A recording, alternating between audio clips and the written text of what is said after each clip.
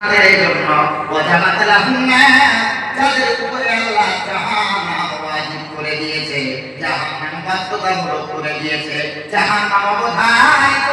যেমন দশজনকে কোরআনের হাফেজ, কোরআনের আলেম আল্লাহর কাছে জান্নাতে নিয়ে যাওয়া সুপারিশ করে, সুপারিশ আল্লাহ গ্রহণ করে অনুমতি দেবে, আল্লাহর অনুমতি নিয়ে তারা এমন 10 জন জাহান্নামীকে নিয়ে আল্লাহর জান্নাতে প্রবেশ করবে। দুনিয়াতে যদি হাফেজকে ভালোবাসেন, আলেমকে ভালোবাসেন, আজ দুনিয়াতে সন্তান জন্ম দিয়েছে, কত সন্তান ডাক্তার হয়েছে, মাস্টার হয়েছে, ইঞ্জিনিয়ার হয়েছে, উকিল হয়েছে, সাংবাদিক হয়েছে, সাহিত্যিক হয়েছে, কত সন্তান বড় বড় জেনারেল এডুকেশন অর্জন করেছে, জেনারেল এডুকেটেড হয়েছে, অনেক সরকারি চাকরি করে বর্তমানে করে আছে। কিন্তু আমি মোমিনুল ইসলাম বলে যাই, আজ তুমি বাবা যদি মরে যাও, তোমার ডাক্তার, তোমার মাস্টার সন্তান যদি তোমার জানাজাতে হাজির হয়, তোমার ওই জানাজা কি করতে হয় তোমার এই ডাক্তার মাস্টার সন্তান করতে পারবে না। একজন স্কুলের ছাত্র, কলেজের ছাত্র, ইউনিভার্সিটির ছাত্র দাঁড়িয়ে পেশাব করে না, করে না? কি গো, পেশাব করে পানি নেয়, পেশাব করে পানি নেয়। আর মাদ্রাসার একটা 6 বছর 7 বছরের বাচ্চা পেশাব করে পানি নেয় না? চিন্তা করেন তো কি শিক্ষা দিচ্ছেন হুজুররা। ওইটুকু বাচ্চার উপরে এখন ডাক না ডাক নামাজ পড়া হয়, কোনোটাই ফরজ হয়নি, ওর উপরে শরীয়ত ফরজ নয়।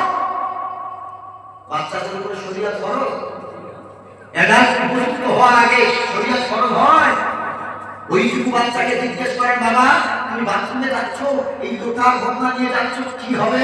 ও উত্তর দেবে, ভাইজান পেশাব করে পানি নিতে হয়, আমার হুজুর শিখিয়েছে পেশাবের ফোঁটাটা নাপাক, পেশাবের পাত্রটা অপবিত্র, কাপড়ে রাখলে নাপাক হয়ে যায়, ওই কাপড় পরে নামাজ পড়লে নামাজ হয় না। ওইটুকু বাচ্চা এখন পাক না পাকের জ্ঞান তার ভিতরে।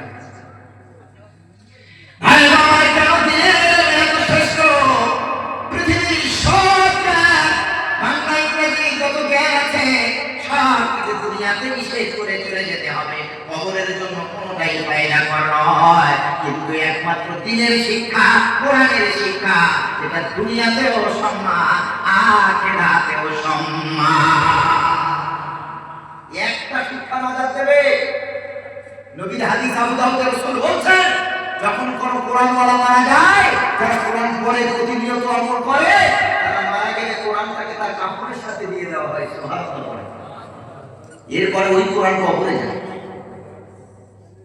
যখন মুনকার নাকির সওয়ালকারী আল্লাহর ফেরেশতা যখন প্রশ্ন করতে আসে, ওই কোরআন সামনে দাঁড়িয়ে গিয়ে বলে, কি প্রশ্ন আছে? আমি আমি আমি আমাকে কর, আমার মুনিব এখন ঘুমাচ্ছে, মুনিবের ডিস্টার্ব করা যাবে না। যদি বলে কি প্রশ্ন আছে আমারে কর, আমার মুনিবের ঘুম ভাঙানো যাবে না। আল্লাহ ফেরেশতা আল্লাহর কাছে ফিরে যায়, আল্লাহকে ডাক দিয়ে বলে, আল্লাহ তোমার মুত্তাবের বান্দার কাছে গেলাম, প্রশ্ন করছি, কে যেন সামনে কথা দিয়েছে গো আল্লাহ, প্রশ্ন করতে দেয় না, প্রতিবন্ধকতার সৃষ্টি করেছে। আল্লাহ বলেন, আবার যা রে আমার ফেরেশতা, আবার আল্লাহর ফেরেশতা আসে, আবার প্রশ্ন করতে আসে।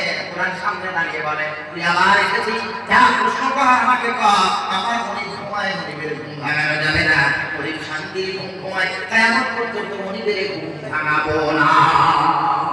আল্লাহর কাছে আল্লাহর ফেরেশতা আবার ফিরে যায়, আবার আল্লাহ বলেন যা, আল্লাহ রাব্বুল আলামিনের ফেরেশতা আবার এসে আবার ঘুরে যায়। চতুর্থবারে আল্লাহ বলেন, এই ফেরেশতা যে বাধা দেয় পৃথিবীর কোনো মানুষ না, ওটা ওই আমার বান্দার বন্ধু কোরআন। প্রতিদিন সকাল সন্ধ্যা ওই কোরআনের আমল সে করেছে, কোরআন তেলাওয়াত করেছে, যে কারণে ওটা এমন এক বন্ধু, যা চলে যা, কোনো সওয়াল নয়, কোনো জবাব নয়, আমার